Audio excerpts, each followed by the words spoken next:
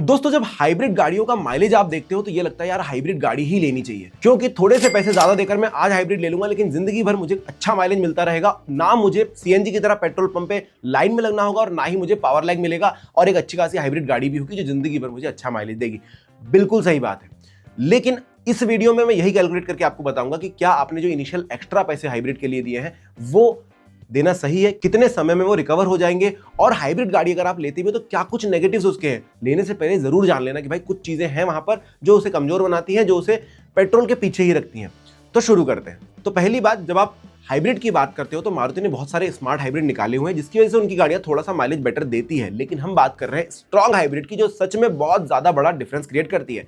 जैसे grand Vitara, जिसका हम कॉस्ट कैलकुलेशन आज करके देखेंगे, क्योंकि आप मार्केट में देखोगे तो आपको 2-3 गाड़ियां ही मिलेगी जो स्ट्रॉन्ग हाइब्रिड के साथ आ रही हैं इनिशियल स्टेज पे, जैसे कि होंडा की सिटी और ग्रैंड विटारा। तो ग्रैंड विटारा हम लेते हैं, इसका अगर आप अल्फा वेरिएंट लेने जाते हो top end variant automatic transmission के साथ, तो आपको मिलेगा 19,85,000 रुपए में। अल्फा स्मार्ट हाइब्रिड बोलते हैं इसको। और अगर आप इसका स्ट्रॉन्ग हाइब्रिड वाला वेरिएंट लेने के लिए जाओगे तो आपको पड़ेगा 21,71,000 रुपए में। ये जीटा प्लस इंटेलिजेंट वेरिएंट है। तो आप इनिशियल स्टेज पे 1,86,000 रुपए ज्यादा देते हो एक हाइब्रिड खरीदने के लिए। अब आप ध्यान से अगर देखेंगे तो आपको पता चलेगा, मैंने एक तरफ लिया है अल्फा यानी कि टॉप एंड वेरिएंट, और ग्रैंड विटारा का हाइब्रिड वाले में लिया है बेसिक वेरिएंट जो सबसे सस्ता पड़ सकता है। मैंने फीचर्स कंपेयर किए थे, बहुत ज्यादा मेजर फर्क नहीं था, इसलिए इन दोनों कंपैरिजन में रखा, और मैंने गैप जो है पैसों का वो कम से कम रखने की कोशिश करी है, ताकि हम कितने जल्दी से जल्दी रिकवर कर सकते हैं। अगर हम हाइब्रिड सोच ही रहे हैं तो कितने जल्दी रिकवर कर सकते हैं वो हमें पता रहे। तो दोस्तों कॉस्ट एनालिसिस पर हम आगे जाएंगे, लेकिन उससे पहले मैं आपको ये बताना चाहता हूं कि आपको अगर खरीद रहे हो तो मिलता क्या है। पहला नेगेटिव आपको यहां पता चल जाएगा। अगर आप पेट्रोल वेरिएंट लेते ग्रैंड विटारा का, जो कि अल्फा स्मार्ट हाइब्रिड मैंने कहा, उसमें आपको मिलता है 1462 सीसी का K15C इंजन, जो कि 4 सिलेंडर वाला होता है। वाइब्रेशंस वगैरह कम रहेंगे, साथ में आपको आउटपुट जो मिलेगा 102 bhp का 6000 आरपीएम पर, 136.8 न्यूटन मीटर का 4400 आरपीएम पर। पावर फिगर्स बहुत अच्छे से समझिए। अभी हम अगर हाइब्रिड की बात करें, आपको मिलेगा 1490 सीसी का 3 सिलेंडर इंजन। थोड़े से वाइब्रेशन ज्यादा मिल सकते हैं, बट इनिशियल स्टेज पे बैटरी पे चलती तो तकलीफ नहीं होती है। इसका जो पावर आउटपुट है 91 bhp का है 5500 आरपीएम पर, और जो टॉर्क है वो 122 न्यूटन मीटर का है 4400 आरपीएम पर। तो आप पावर और टॉर्क में कमी जो है देख पा रहे होंगे। और अगर बैटरी आउटपुट की बात करूं तो बैटरी का जो है वो 79 bhp और 141 न्यूटन मीटर जो मैक्सिमम है। तो इनिशियल स्टेज पे जब ये बैटरी पे चलेगी तब आपको पावर लैग मिलेगा, लेकिन टॉर्क अच्छा है, 141 न्यूटन मीटर का टॉर्क काफी ज्यादा अच्छा मिलेगा। और जब आप पेट्रोल पे शिफ्ट होगी तब भी आपको उतनी पावर नहीं देगा जो पेट्रोल गाड़ी आपको दे रही थी। तो एक चीज है कि ताकत में थोड़ी सी कमी जरूर नजर आएगी।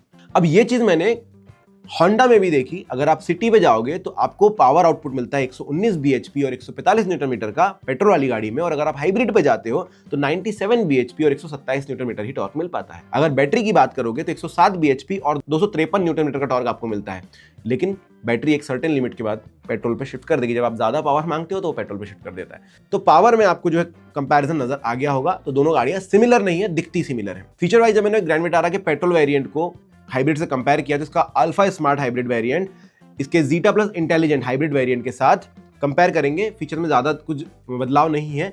तो भाई अब चलते हैं कॉस्ट एनालिसिस की तरफ कि दोनों गाड़ियों में से सस्ती कौन सी पड़ेगी और आपको कितना समय लगेगा रिकवरी के लिए। तो पहली चीज हम तो ये डिसाइड करते हैं कि भाई पेट्रोल का प्राइस क्या है। अब पुणे के अंदर में हूं तो 104 रुपए यहाँ पर पेट्रोल प्राइस लग रहा है। अब अगले 3-4 साल की बात होने वाली है जहां पर मतलब कॉस्ट रिकवरी के लिए समय लगता है। ऐसा नहीं कि आपने आज 1.5 लाख रुपए 2 लाख रुपए एक्स्ट्रा दिए हैं और 1 साल में रिकवर हो जाएगा। वो आपके चलाने पर डिपेंड करेगा, और मैं आपको बताऊंगा अभी कितने साल में रिकवर होगा। तो हमने नेक्स्ट 5 ईयर्स का एक एवरेज फ्यूल कॉस्ट लिया कि कभी आज 104 है, कभी 150 होगा, कभी 160 होगा, कभी 200 भी हो सकता है, who knows। बट मैंने सेफर साइड 120 लिया कि भाई बहुत ज्यादा खराब स्थिति नहीं होने वाली अगले 5 सालों में। तो 120 रुपए पर लीटर के हिसाब से आज 104 दे रहे हो, कभी 130 दोगे, एवरेज आउट होकर 120 आ जाएगा। ठीक है, अब करते हैं माइलेज की बात। तो पेट्रोल गाड़ी का माइलेज मारुति क्लेम कर रही है 20.4 किलोमीटर पर लीटर, लेकिन जब मैं लोगों के कमेंट्स पढ़ता हूं, लोगों से पूछता हूं कि भाई आपको कितना माइलेज मिल रहा है रियल टाइम में, तो लोग बोलते हैं भाई हाईवे पे 15-16 चल लेती है, 15-16 का दे देती है, और जब मैं सिटी जाता हूं तो 11-10 भी मिलता है। तो ऑन एन एवरेज 13.5 का माइलेज ये गाड़ी निकाल रही है। तो इसका मतलब है कि मेरी गाड़ी जो है पर किलोमीटर 8.89 रुपीज में चलती है। 8 रुपए 89 पैसे मुझे पर किलोमीटर के लगते हैं। वहीं अगर मैंने हाइब्रिड ली होती तो मेरी गाड़ी का माइलेज कंपनी क्लेम्ड होता 27.97 किलोमीटर पर लीटर। हाँ, लेकिन जब मैं लोगों से पूछता हूं कि भाई कितना दे रही है तो आपको पता चलेगा कि लोग बोलते हैं 24-25 हाईवे पे निकाल लेती है, 20-22 के लगभग सिटी में निकाल लेती है। अब आपके अकॉर्डिंग कि आप हाईवे ज्यादा चलते हो या सिटी ज्यादा चलते हो, थोड़ा बहुत एवरेज अलग हो सकता है, बट मैंने एक टोटल एवरेज निकालने की कोशिश करी है। इंसान ज्यादातर 60 to 70% जो है सिटी के अंदर ही चल रहा होता है, हाईवे पे कभी जाता है, एक लंबा टूर हो जाता है। तो हमने निकाला तो भाई एक ऑन एन एवरेज 22.5 के आसपास जो एवरेज गाड़ी दे रही है, तो इस हिसाब से 5 रुपए 33 पैसे प्राइस हो जाता है आपके पर किलोमीटर का। तो यहां पर आप पर किलोमीटर हाइब्रिड में 3 रुपए 56 पैसे कम दे रहे हो। तो इस 3 रुपए 56 पैसे के हिसाब से आपको 1,86,000 रुपए जो आपने इनिशियली ज्यादा दिए थे बचाने के लिए कितना किलोमीटर चलना पड़ेगा?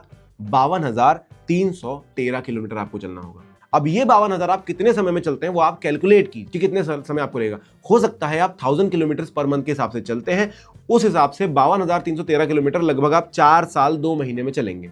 तो आप लगभग 4 साल 4 महीने के अंदर ये 52,000 किलोमीटर की दूरी तय कर लेंगे। 1000 किलोमीटर चलते हैं डेली, तो उसके बाद आपकी गाड़ी जो है आपके लिए पैसे बचाना शुरू करेगी कि हाँ भाई मैंने अच्छी इन्वेस्टमेंट करी थी, अब मेरे पैसे बच रहे हैं। पर एक चीज याद रखिए कि आपका क्या लॉन्ग टर्म गोल है इस गाड़ी के साथ। क्या आप 6 साल बाद या 4 साल बाद ये सोचेंगे कि यार गाड़ी चेंज करनी है या मुझे बहुत लंबे समय तक रखनी है, वो आप ध्यान में रखिए। और रनिंग भी समझिए। मैंने जहां तक देखा है जो लोग बहुत ज्यादा गाड़ी चला रहे होते हैं उनको 4-5 साल के बाद लगता है कि गाड़ी बदलनी है, रीसेल करके दूसरी वाली लेनी है, तो एक गलत एक्सपीरियंस आपके लिए हो सकता है। हालांकि हाइब्रिड एक अच्छा एक्सपीरियंस है, तो आप जरूर ट्राई कर सकते हो। दूसरा, अगर आपकी रनिंग बहुत कम है, गाड़ी बहुत समय तक खड़ी रहती है, 500 किलोमीटर ही आप चलते हैं, तो आपको लगभग 8 साल 8 महीने का वक्त लग जाएगा इस जो है 52,000 किलोमीटर के डिस्टेंस को कवर करने में, आपकी कॉस्ट वापस लाने में जो इनिशियली आप एक्स्ट्रा दे रहे हो। 6,000 किलोमीटर पर ईयर चलोगे ना तो आपको लंबा समय लग जाएगा। अब अगर आप बहुत ज्यादा गाड़ी चलाते हो, 2,000 किलोमीटर पर मंथ चल लेते हो, भाई हाईवे पे चलते हो, आप सिटी पे चलते हो, आपका हाईवे ज्यादा रन है, सिटी ज्यादा रन है, जो भी है, तो हमारे कैलकुलेशन के हिसाब से आपको 2 साल 2 महीने का वक्त लगेगा। तो आप डिसाइड करो कि ये 2.25 लाख रुपए देने के लिए आप रेडी हो क्या, कि भाई मेरे 2 साल में रिकवर हो जाएंगे, उसके बाद मैं अगले 3 साल और चलाऊंगा, तब मेरे को कॉस्ट अच्छी बच जाएगी। मतलब वापस में अगले 3 साल में 3 लाख रुपए और बच जाएंगे ना मेरे, क्योंकि 2 लाख तो इधर ही बच जा रहे हैं। तो वो आपको डिसाइड करना है। पर उससे पहले पॉजिटिव नेगेटिव जानते हैं, क्योंकि अगर आप हाइब्रिड पेट्रोल ले रहे हो तो यहाँ पर कुछ चीजें हैं जो जाननी चाहिए। तो हाइब्रिड के मैं नेगेटिव और पॉजिटिव बताता हूँ, पेट्रोल के तो आपको पता ही है। तो सबसे पहली बात भाई, पॉजिटिव ये है हाइब्रिड के, लो एंड टॉर्क। लेकिन क्योंकि हाइब्रिड गाड़ियां इनिशियली बैटरी पर ही चलती हैं, टॉर्क आपका वहां पर ज्यादा मिलेगा। धीमे चलते हो इनिशियल स्टेज पे, कोई वाइब्रेशंस नहीं होते और गाड़ी कब स्विच करती है आपको पता नहीं चलता। इवन ग्रैंड विटारा में तो फिर भी पता चलता है, होंडा में तो पता भी नहीं चलता कि गाड़ी स्विच कब कर रही है और कितने अच्छे से जो है इंजन चल रहा है। तो हल्का फुल्का सा अगर म्यूजिक वगैरह बंदे तो समझ में आता है कि यार हाँ इंजन चालू हुआ है, वरना बहुत स्मूथली गाड़ी चल रही होती है। तो एक पॉजिटिव तो मुझे लगा कि भाई टॉर्क के मामले में कमी नहीं मिलती। हाई स्पीड पर आपको तकलीफ हो सकती है कि यार अभी एचपी कम है।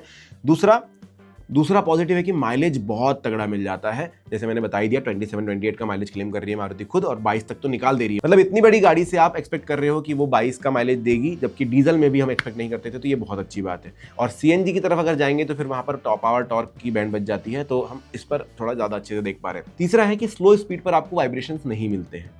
ग्रैंड विटारा में क्योंकि 3 सिलेंडर इंजन है हाइब्रिड के साथ, तो वहां पर थोड़े बहुत आपको मिलेंगे, लेकिन वो भी आगे इनिशियल स्टेज पे बैटरी पे चल रही है, कोई तकलीफ नहीं होने वाली है। अब नेगेटिव्स क्या है, ऐसी कौन सी चीज है जिसकी वजह से मैं नहीं लेना चाहूंगा? तो पहला है पावर टॉर्क फिगर बिल्कुल कम है। जब आप हाई स्पीड पर रहोगे तब आपको पता चलेगा कि यार हाँ ये कम है, और जब गाड़ी इंजन पे चल रही है तब वो वाला सीन नहीं होगा कि बैटरी से बहुत बढ़िया टॉर्क मिल रहा है, तो वो एक आपको फर्क समझ में आएगा। दूसरा, इनिशियल कॉस्ट बहुत ज्यादा है। जैसा कि हमने देखा कि मैंने top end variant of petrol लिया है और बेसिक वेरिएंट ऑफ हाइब्रिड लिया है। अगर मैं टॉप एंड ले रहा होता 23,98,000 रुपए में पड़ता है। आपका जो इनिशियल कॉस्ट है 1,86,000 रुपए मैंने रोक के रखा था, वो सीधा 4 से 5 लाख से बढ़ जाता है। और बूट स्पेस आपको कम मिलता है। तो बूट स्पेस में मैंने बता ही दिया, 265 लीटर का आपको हाइब्रिड में मिल रहा है, 373 लीटर का आपको नॉर्मली मिल रहा है। तो ये चीजें हैं कंसिडर करना। सीएनजी के बराबर माइलेज हाइब्रिड देती है, लाइन में नहीं लगना पड़ता है, और ना ही ईवी की तरह आपको कहीं पर चार्ज करने बैठना है, क्योंकि जो बैटरी अपने आप चार्ज हो रही है, लेकिन पावर कम है और इनिशियल कॉस्ट हाई है। तो ये सारी चीजें अगर आपकी गणित में बैठती है, आपको लगता है कि आप 2-3 साल में रिकवर कर लेंगे अपना पैसा और उसके बाद आपकी गाड़ी सस्ती पड़ जाएगी आपको, तो बिल्कुल ले लेना। अगर आपको लगता है कि भाई मैं इतना ज्यादा नहीं चलता हूँ, 7-8 साल लगेंगे मुझे चलाने में, तो फिर थोड़ा सा रुक जाना। पेट्रोल गाड़ी अभी भी जिंदाबाद है। वीडियो अच्छा लगा हो तो लाइक सब्सक्राइब जरूर कर देना। Thank you.